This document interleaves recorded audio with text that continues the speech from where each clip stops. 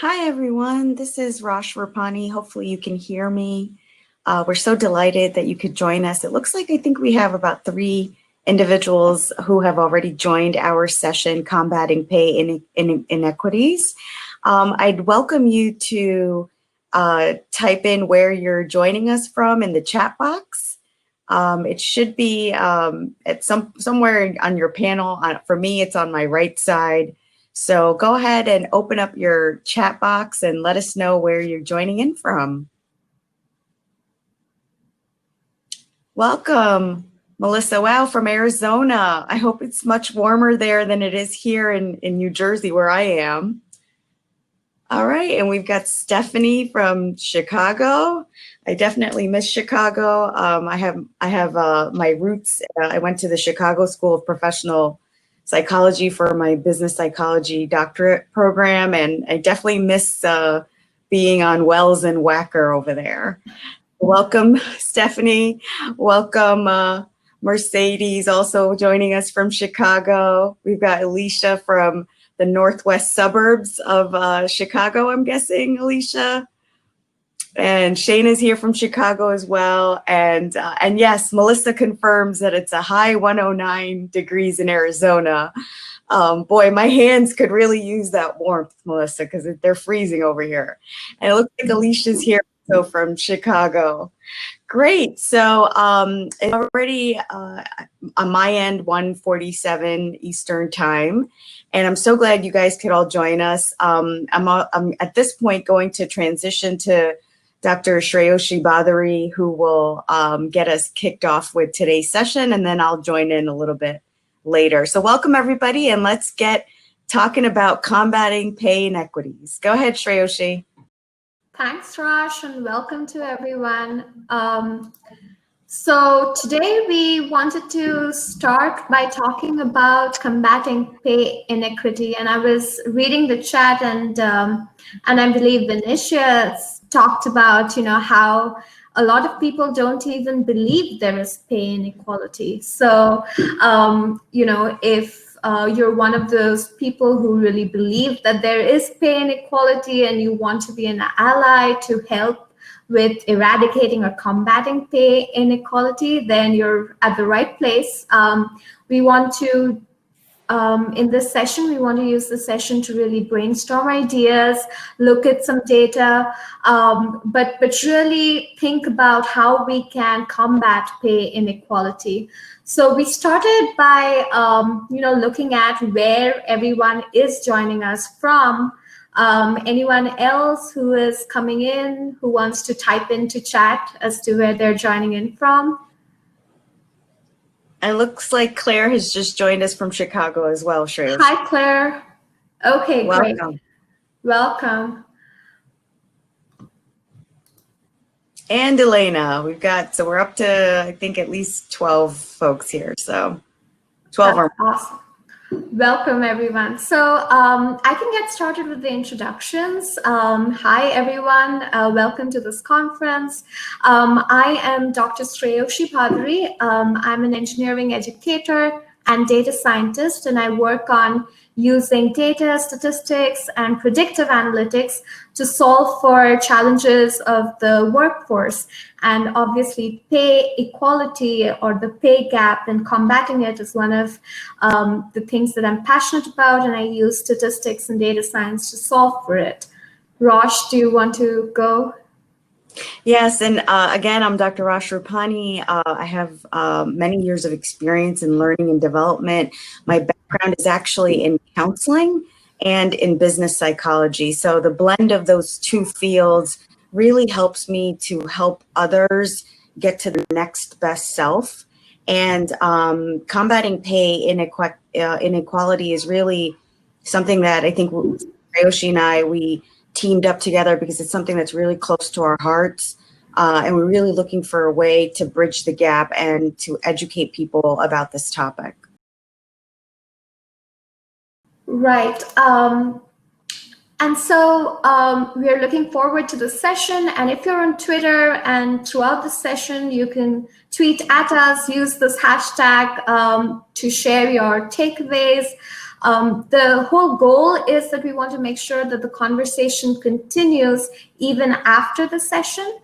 And we want you to be able to share your big takeaways or your experience with other attendees, but to also educate others so that, you know, together we can really tackle pay inequalities.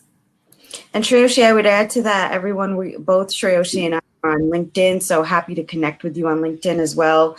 I know we've only got an hour here today or less. So if you want to continue the conversation afterwards, you're welcome to connect with us on LinkedIn, and we can certainly continue the conversation afterwards too. Yes, absolutely. So, well, through the next hour or so, we will work on three main things. So the first thing that we'll do is we look at some data and numbers on pay and the pay gap, and we'll educate ourselves. Maybe there's something that we will learn today, and we're looking to learn from you as well. If there's some information, some data out there that we don't cover, make sure, you know, you type it into chat and share it with everyone else. But the goal is basically we'll start by educating ourselves, and then we'll move on to introspecting and ideating ways to help combat this inequity.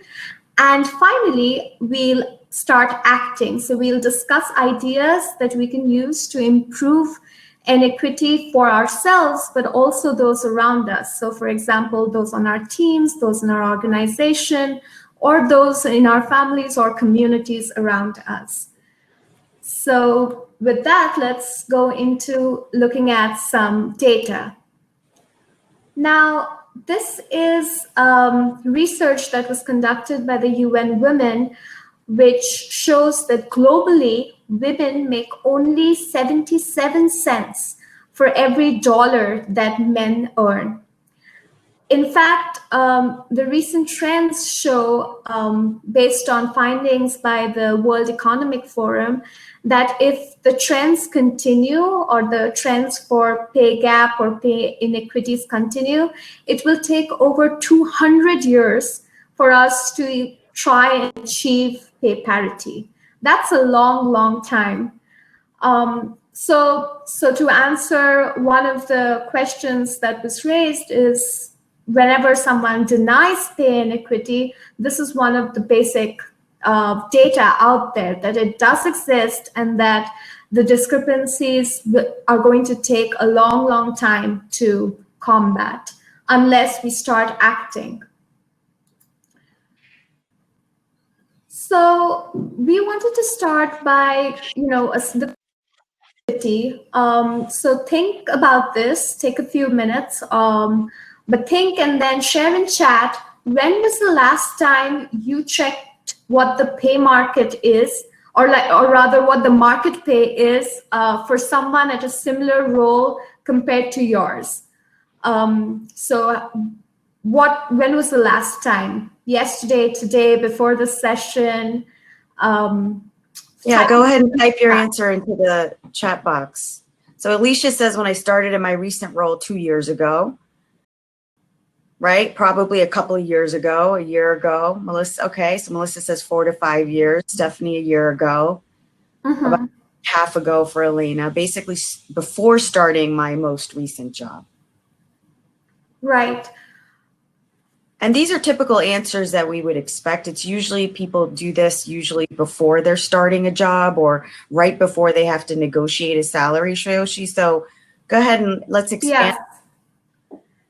So when you did look at the data, whether it was a year ago or a few years ago, did you see if there was a gap between what you were offered or what you were earning and what the market pay was? Yes, Claire says something about she was advocating for a promotion when she checked for market pay, and that's when she realized.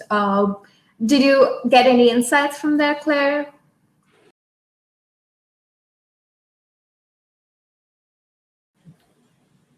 Anyone else, if you want to join in and, you know, talk about. Right. So since we are a small group, I would say if you guys also want to leverage the platform, there's an ability for you to talk with us. So just click on you'd like to share your thoughts or that audio and video feature, and we can let you Yeah. into the chat. All right, so it looks like not really the position. Claire's saying it was kind of vague. I'm a supervisor for customer support department, right? So it looks like it's variable, and this is the piece around researching pay, right? We tend to do it when it's before we get a job, or looking for before the promotion, or when we're getting a job offer. And the importance of being constantly aware of your market value is key to research. So constantly researching, not just when you're at the point of getting an offer or at a promotion, but doing it throughout, and doing it while you're in that role is just as important as right at the onset of that role. Yes, absolutely. And I think, Rosh, what you highlighted about saying doing this constantly is key. Is like we see on the slide here, there was a study published by CNN Money which found that computer programmers computer programming is actually one of the careers where women earn less relative to men. So it's only 72 cents that women earn compared to every dollar that men make in the same positions, and this was within the US.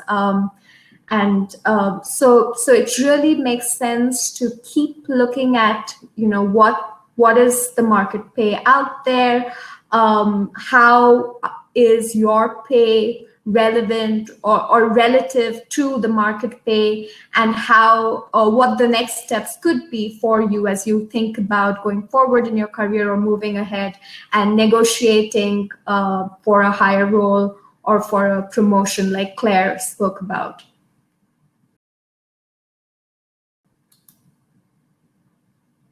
So with that, talking about how male programmers are earning $1 as opposed to only 72 cents that women in similar roles are earning. March 31st, 2020 was celebrated as Equal Pay Day in the United States. And what this date symbolized was that how far into the year women have to work to earn the same that men earned the previous year. So if we had to do an average, for example, and look at how much more women need to work to make up for the pay that men have already earned in 2019, that was the date. So 3 months into a whole new year is what women need to work additionally to make up for the pay gap within the US. And obviously, these numbers are an average or an aggregate. And by race, if we look at the pay gap by race, it's very different. So in general, for Asian women, the pay is only 89 cents as opposed to $1 that a man makes. However, for a Black or African American woman, the pay gap is much higher. It's 62 cents versus $1 that a white male earns. And for Hispanic women, it's even lower at around 50 cents. So that's half of what a white man is earning. And this is all from the 2019 report and all based on US Census data. So based on what we saw with the differences in the pay by race, we see that race and other aspects of an individual's identity. So for example, if someone is a parent, they identify as LGBTQ, all of these aspects or components of identity compound the effect of gender on pay parity.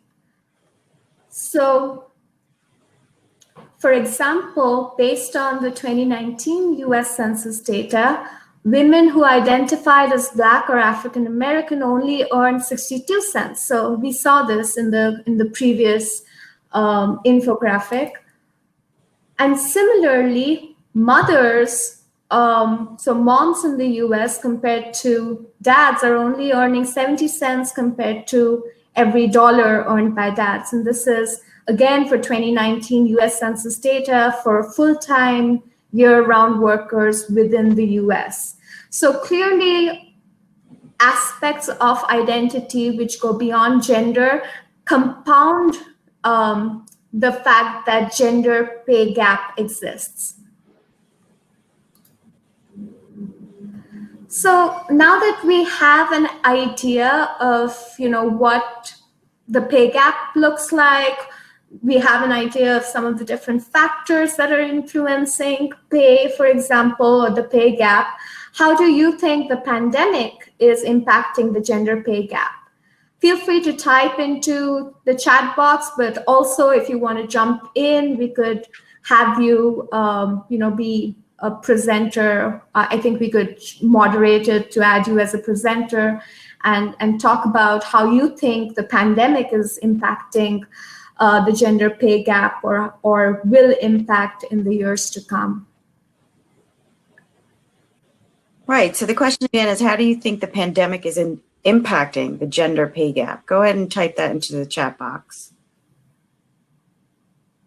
Do you think it would be exacerbating it or increasing it, broadening it? It stays the same, reduces the pay gap? What are your thoughts on that?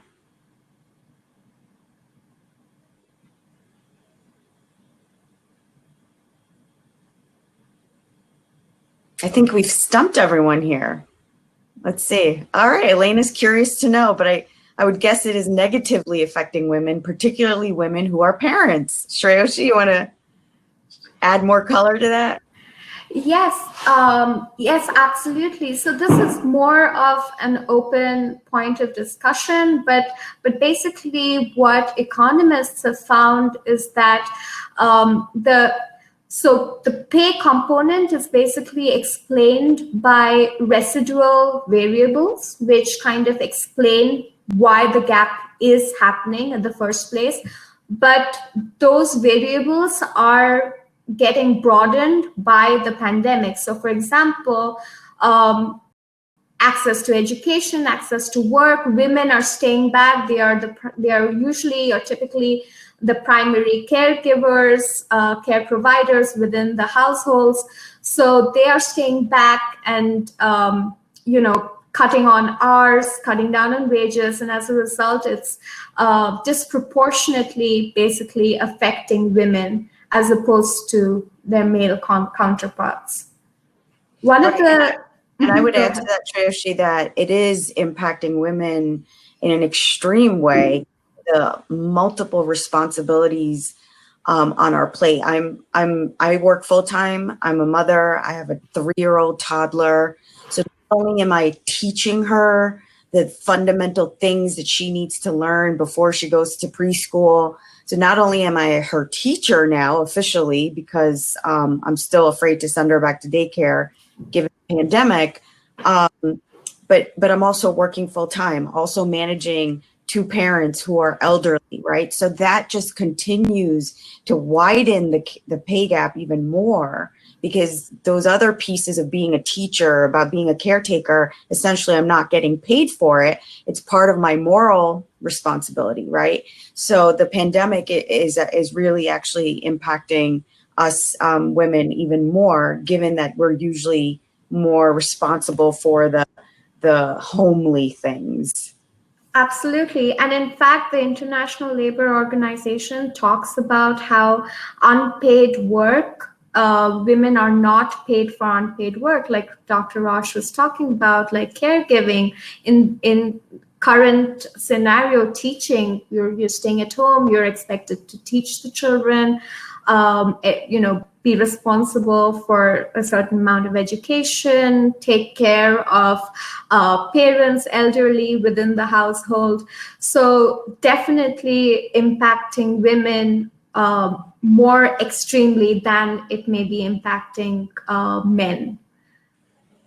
Yeah, and if you relate to it, type a yes into the chat box. Yeah. Maybe exclamation points. All right, let's keep it going, Sreyoshi. So next I'll pass it on to Dr. Rosh, who'll talk about ways to, introspect and really think about the data that we've looked at. Great. So thank you, Sreyoshi, and I'll ask that you forward the slides for me. Thank you for doing so and helping me out there.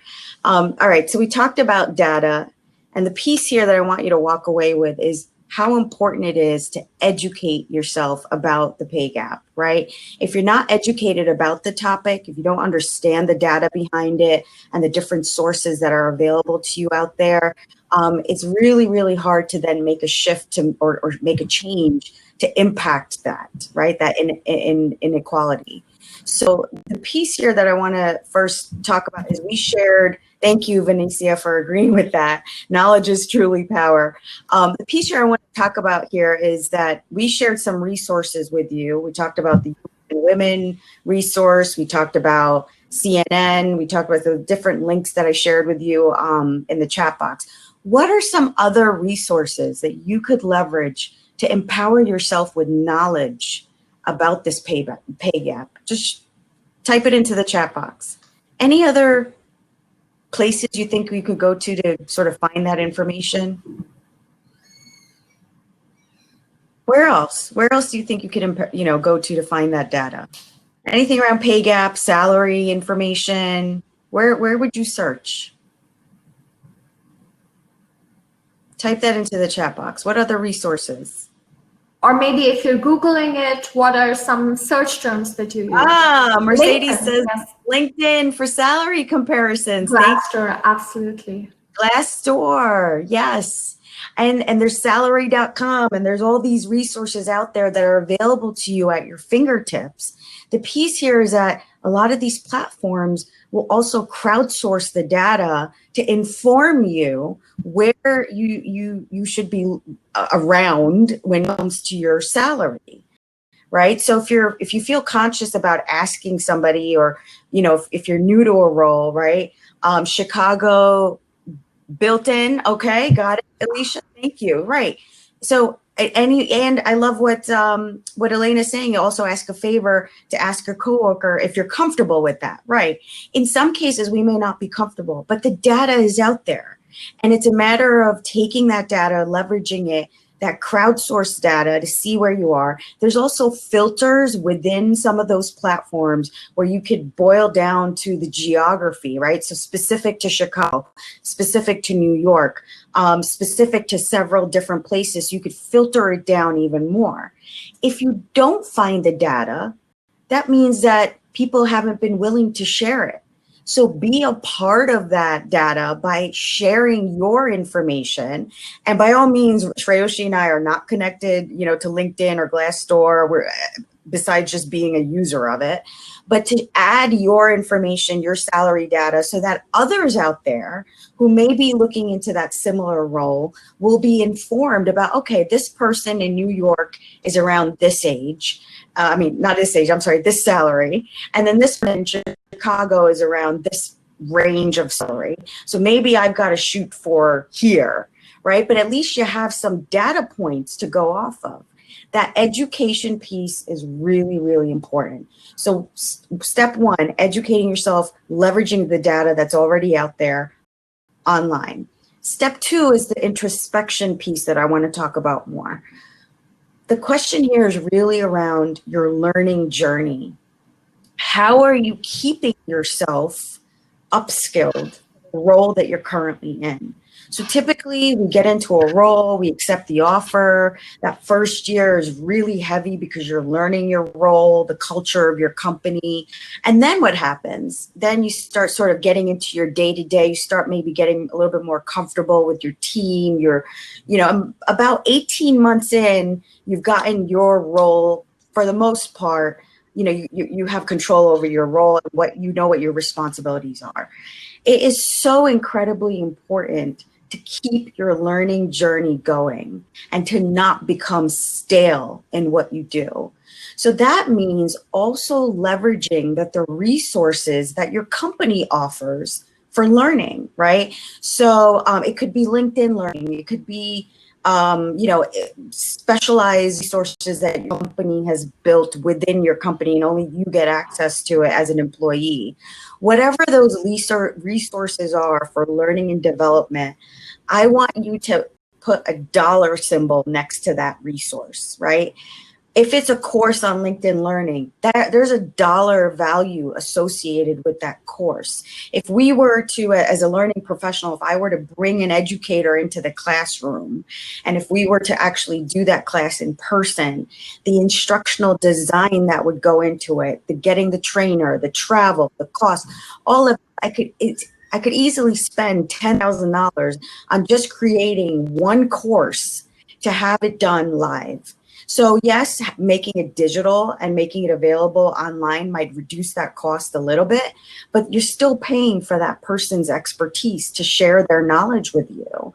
You're still paying for that content. It's now available to you at your fingertips with all of these different online resources and portals.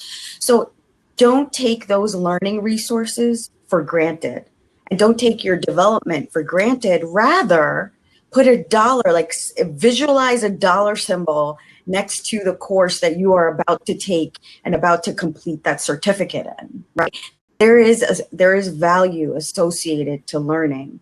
And more importantly, what you're learning, the content that you're learning, the subject matters that maybe you're deepening your expertise on. You might have a surface level expertise on it, but now you're deepening your expertise in it. Those are things that are differentiators when it comes to negotiating your salary, right? And in the first way to combat pay inequities is to do a phenomenal job in negotiating your salary. With step one, being educated, knowing the data that's available out there for free to compare salaries. Then step two, by differentiating yourself, by calling out the things on your resume that are different about you as compared to what are the qualifications of that job, right? So when you get a job description, it will give you qualifications. And if you know that your qualifications are way above that, the basic requirements of the job, that's something to speak out about. It's something to share with the recruiter about. It's something to share with the hiring manager about, because that is then leverage and negotiating how get an increased amount of salary, right? So if they come back to you with a number, you can go back and say, you know, I appreciate that number. And at the same time, here are the reasons why, because I have this certification, that certification, which is well above the qualifications of this role. And for that reason, I would like to ask an X% increase above what you're asking. Right, whatever, I'm sorry, above what they're offering to you, right? And that you can determine that based on your role and based on the organization, and also based on how much you want that offer, or if you've got other offers on the table. So, so I talked a little bit there about your learning journey. Let's go to the next slide, Sreyoshi.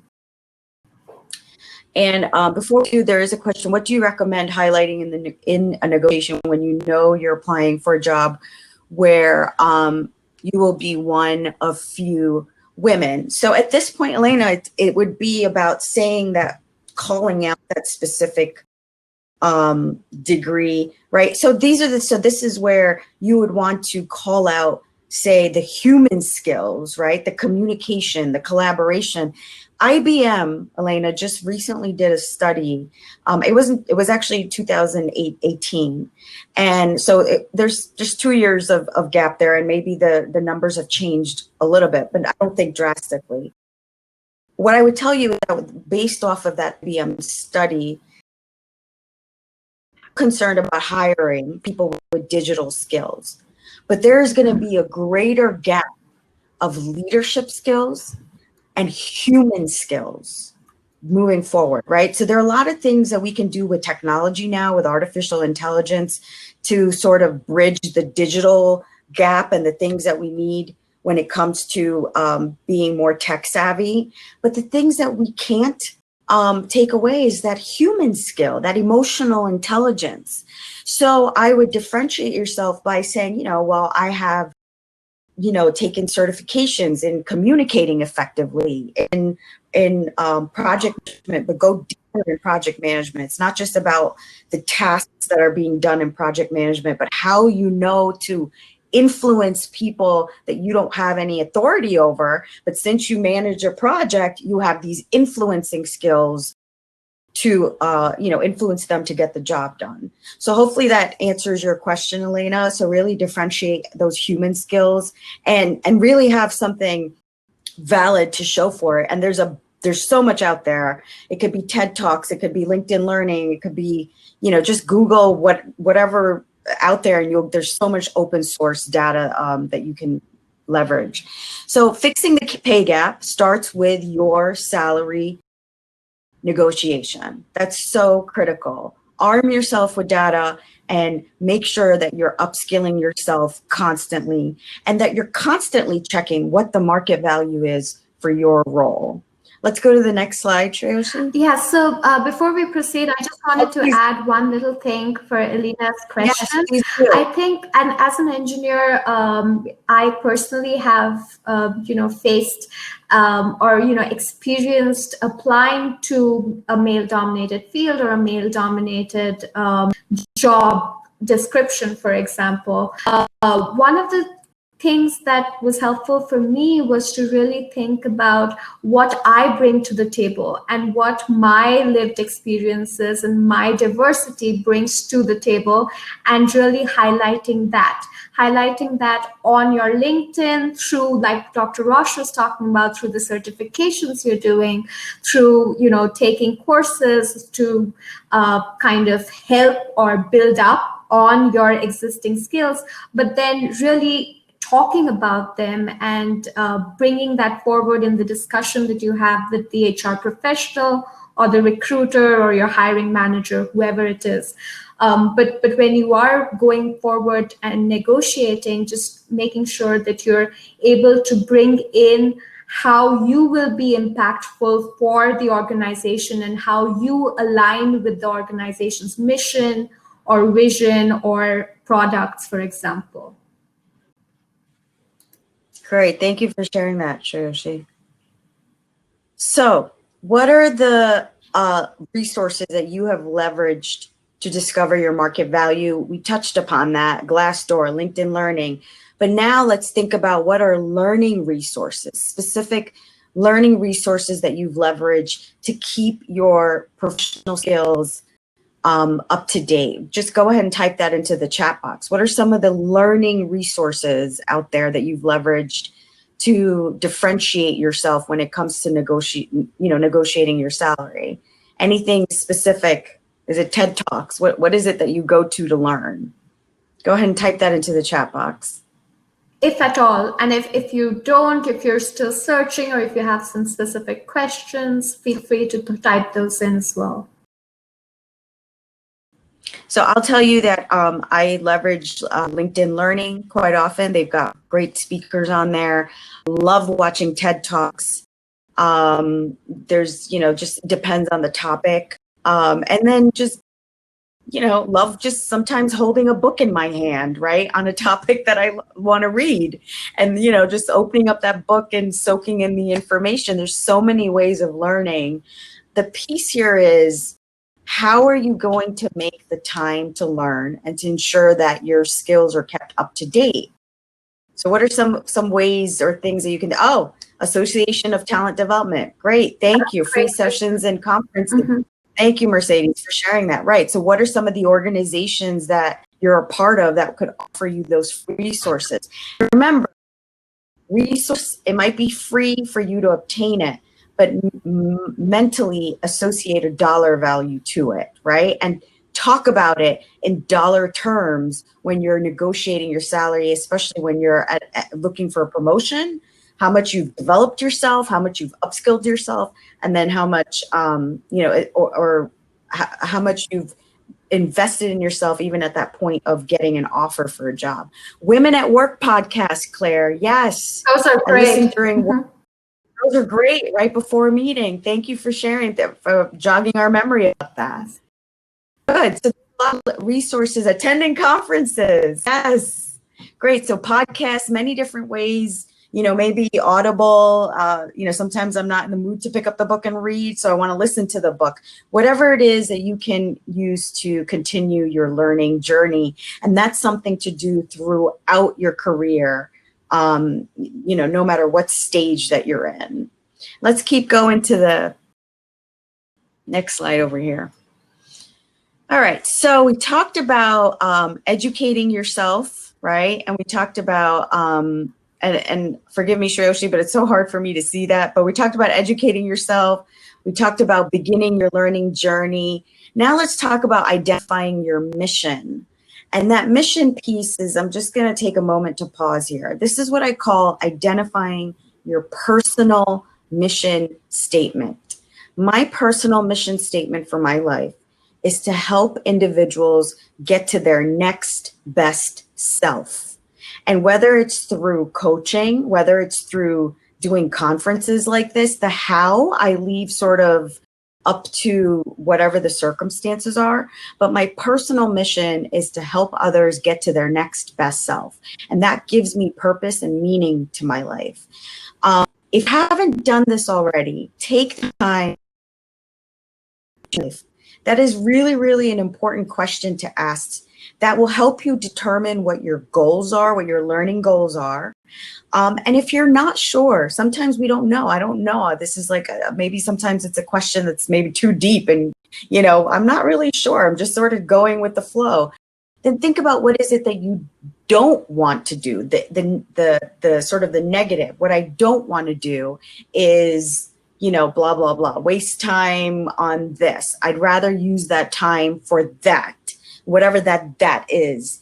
And it's so important to document it, because that is going to be the thing that you keep going back to center you, to repurpose you, and to enable that you're also giving enough value, right? That you're being paid for that contribution, what you are giving out, to the world, whatever that is, whether it's programming, market research, communications.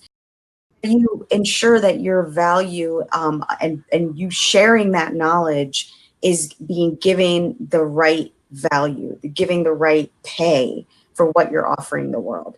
And that's why this topic, on the surface, it's about pay, but it's a lot deeper. It's something that you're offering to the world, and you're unique, right? So there's only one of you, right?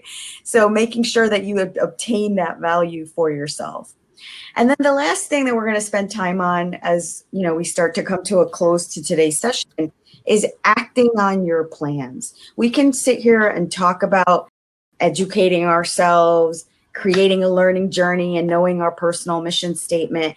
But what do we do to actually make a change? So let's keep going forward to the next slide, which is really about bridging. So we talked about this already, highlighting your unique abilities, your great strengths as an asset to negotiate. I want to go to the next one with the bridge on it, Sreyoshi.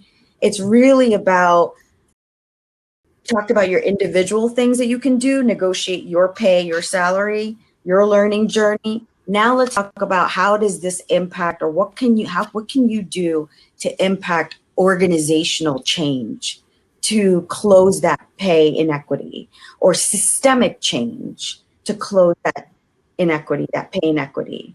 Right. So this is a great quote here. 60% of women say they've never negotiated their salary, and many quit their jobs instead.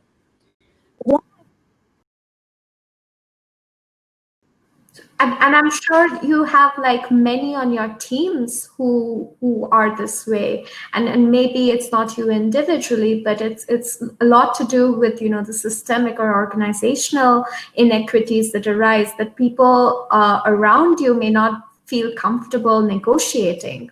And so helping yourself is important. And once you've figured that out, it's necessary to kind of, help others and help others in your team, because that's how we grow together, by helping everyone reach at a point where there's no Right. So Elena's saying I didn't negotiate my first inequality. full-time job was a mistake, right? So the first thing is have the courage to negotiate.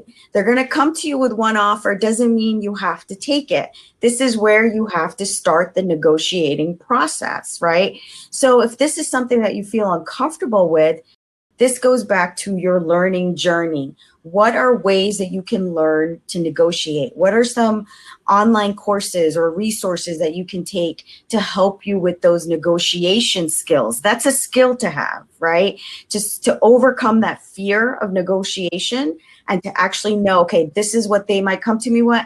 And part is preparation. This is what I'm going to say in return, right? So having the right language ready and armed to have that language, even if you have to have it written in front of you while you get that phone call, or prepare it a couple of times before you go into that meeting with your manager to talk about your promotion. Have your talk track ready when it comes to your negotiation. So that's the piece here that is so critical, is do the negotiation. And if you're not confident in doing it, then arm yourself with the knowledge and the practice to be able to negotiate. So what are other ways that we can systemically shift this pay gap? Partner with people and your network, right? So is there people in your network that work in HR? Maybe somebody that is outside of your organization that you feel more comfortable having the conversation with or trust more, right? Going to them and saying, hey, I want to talk about promotion and negotiating my salary. Can I just run this by you? Is this something that you can give me like 15 minutes of your time? And then being prepared to have that conversation and receiving their feedback. And then there's other parts of partnering within your organization, with your manager, with other peers, or with compliance, right? To figure out what is my organization doing to combat this topic. I would say go down this path of organizational and systemic change after you feel comfortable doing it on an individual level, right? So do it first, practice it on an individual level, get comfortable with talking about salary and negotiation just for yourself, maybe then help somebody else that you know in your friend circle, your family circle, in your community, a peer who might want to have that conversation. And then once you're like, you know what, yeah, I feel confident about this, then go further and say, what else can I do in my organization to encourage dialogue around this topic? So Alicia asked another question. Is there a good way to bring this up with your company to see if it's something they have addressed company-wide to make sure pay is fair between genders? That's a great question to, one, ask a peer if they know about it. And if they don't know about it, then to ask your manager about it and start that dialogue, right? And is it something that you could, create a committee around just to explore the data? Just start with exploring the data. Or if you have HR analysts within your organization who's already looking at that data, or if they have published it, if it's publicly available, maybe Google that to see if your company puts up a public information or public infographics about who they're hiring, what their gender pay looks like, those kind of information, and really understand how transparent they are with their data and how comfortable they are with it. So Claire asks, what do you recommend you can say to HR when you find out that there is a gender pay gap? Right. So this is something where you would first want to share the information that you've gathered to say, this is the information I found, whatever that data is.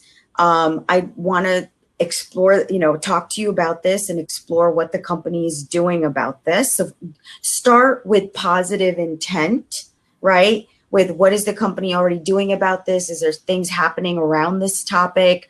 I will tell you that because of the fact that there's more accountability out there with with federal agencies, sort of auditing companies and so on and so forth. There is more accountability out there, which is a good thing. So start with positive intent and then see where the conversation leads, and just say, you know, I'm looking for your recommendations on how to address this topic, and ask them. They're your HR personnel, right? How should I go about addressing this topic? Because of these reasons, A, B, and C, and be very clear about what those reasons are before you go into that conversation. I want to discuss with you how I can better, you know, negotiate my pay, and I'm looking for your recommendations. So go in with positive intent, share your data and your reasoning, ask for their recommendations and see what's offered to you, and then take the conversation forward.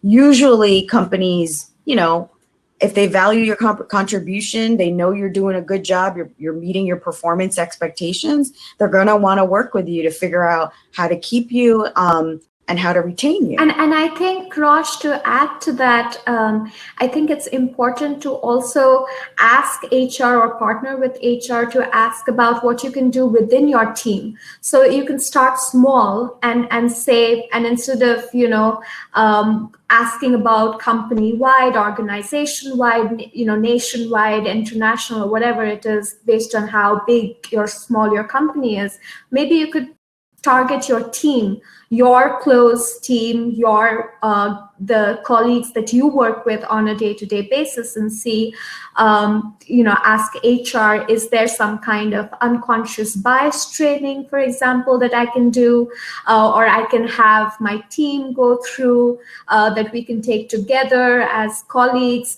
to really help with, you know, understand, for example, what kinds of unconscious bias may be propagated, which is kind of leading to pay disparity, for example. And Zasu has a question. Do you recommend also bringing this up to your manager or just HR? I would say, depending on who you have a better rapport with, starting with your manager and then moving to HR. Right. I would always recommend. Yeah, I totally agree with you, Sreyoshi. I would recommend starting with your manager first to explore that conversation, similar to the framework I shared before: positive intent, sharing your data, and then also sharing all the skills that you know, the hard skills and the soft skills that you have been doing to develop yourself, with your manager, to show that you are working on keeping yourself up to date in your role. And then, you know, see how the conversation goes. And then typically what your manager might do is reach out to the HR colleague to figure out how to best go about the scenario, right? If you go into the conversation without without educating yourself, without having hard data, without having all of your developmental things that you've done to upskill yourself, then you're not setting yourself up for success in the conversation. That's why the first two steps of educating and introspecting, which is around learning, is so critical before you go into having that conversation. And in fact, that's a great segue to what we were going to ask next for the last couple of minutes that we have left, is to basically ask you what you think your organizations are doing to combat pay inequities. And let me expand on that question. You're a part of that organization. So when you see that question, what is your organization doing to combat it? Also think about, what is your role in that, right? Go ahead and type your answers in the chat box. No, absolutely. And I think that often we think about our organizations as isolated from us.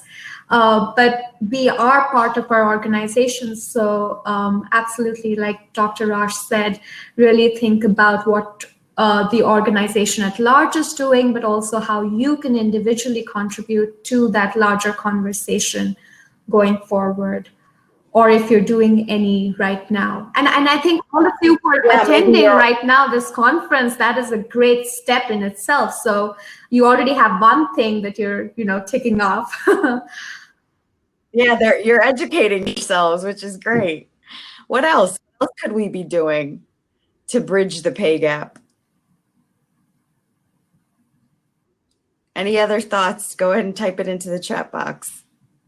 And of course, this is, I mean, feel free to jump on in and we could have you be a presenter if you're finding it difficult to put it in chat.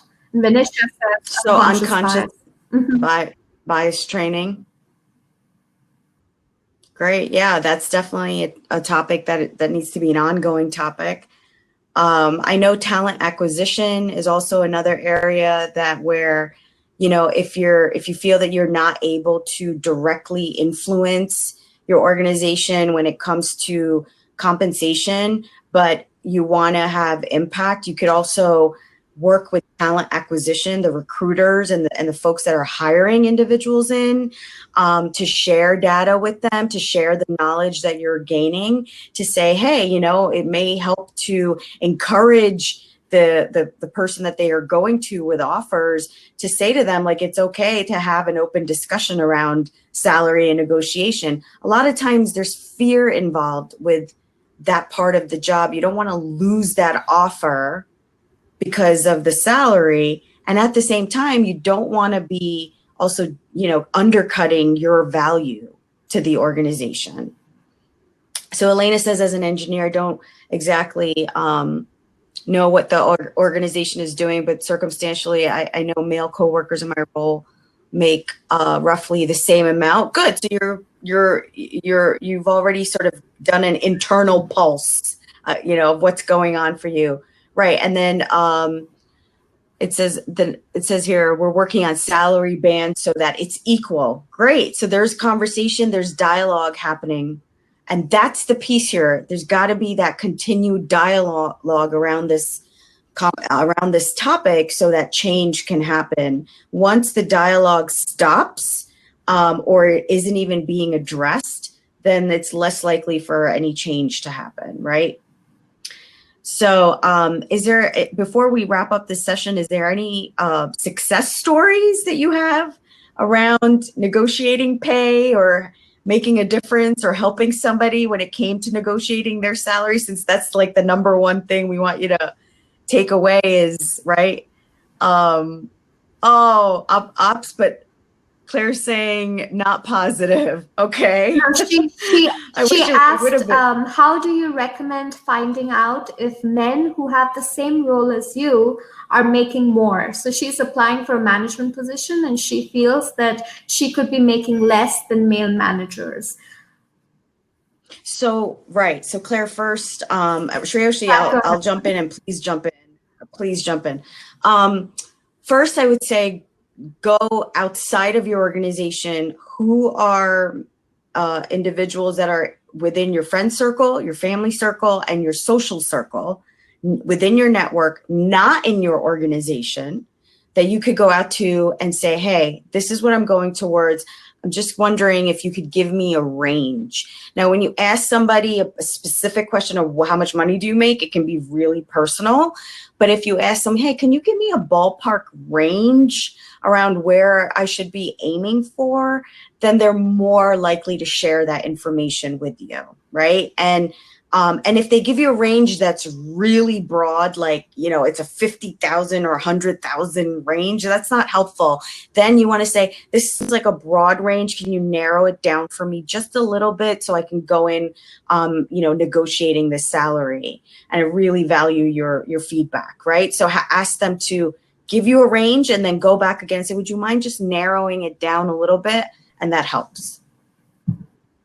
And if there is a male coworker that, that you have that trust and that relationship with within the organization, and you feel comfortable, this is about your comfort and their comfort, you can go to them and say, but give them an option to say, you don't have to answer this question if you don't feel comfortable, but I, feel like we have a comfortable, we've been working together for so many years. I feel comfortable asking you, would you mind giving me a range of what I should be aiming for? And again, it's between you and that specific individual and what your comfort level I think another thing to add to that, Rosh, is also maybe looking at LinkedIn and looking at similar job titles at other organizations. And typically LinkedIn also gives you a range, and you can filter by location to see, you know, maybe if you're in the Chicago area, what does the Chicago area pay look like for those given job titles? But then what is helpful is you could look at the job descriptions for those roles and really see what skills you have and what is expected for that given role, and then use those to leverage your conversation with the manager or the HR partner when you talk about your next jump or the promotion or the next level of salary, so that you can say that, you know, I expect that this role will have XYZ skills, and these are my certifications to help prove that I'm great with these skills. And so I would expect to be at this range, and you can give a range which you're comfortable with and provide, you know, information to them or provide resources to them, giving them an idea that you've done your homework and that you know. I think most of the times people go into negotiations without doing their homework, and that kind of it doesn't give them leverage in the conversation, essentially. So getting your leverage by doing your homework and going in there saying, oh, this is what I found, this is what I searched based on Glassdoor, this is the range based on LinkedIn for this kind of positions at my competitor, this is what people there are making. So you have some estimates of, you know, where you're at, so that they can't lowball you when you're, you know, going into the next role, essentially. Great point, Sreyoshi. Yep. So it looks like we're coming to a wrap here with our presentation. Any final questions or comments?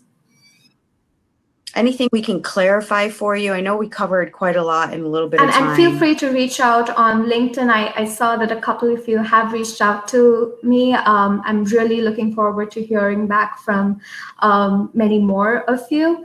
And it's a really huge topic to cover in an hour, but I think we had great conversation. And the key is to continue having these conversations and participating in this and sharing your experiences. I think someone in the chat mentioned how they hadn't negotiated for their first, I think it was Alina who talked about they didn't negotiate their first full-time job, and that was a mistake. You know, sharing those kind of insights with the next generation of the next lot of people coming in and starting off with their careers is really helpful. So participating in conferences like this, sharing your thoughts on LinkedIn, sharing your thoughts on Twitter, we'd love to be involved in the conversations you have on the topic. Great, and we'll take this one last question. I'm always nervous about coming off as pushy or somehow offending people. I respect in a negotiation. More general tips. I think if you go in with the intent of having good intent to want the best outcome for yourself as well as for the other organization. Let's just put it this way. An organization puts in so much money, resources, and time and effort to attract talent into their organization.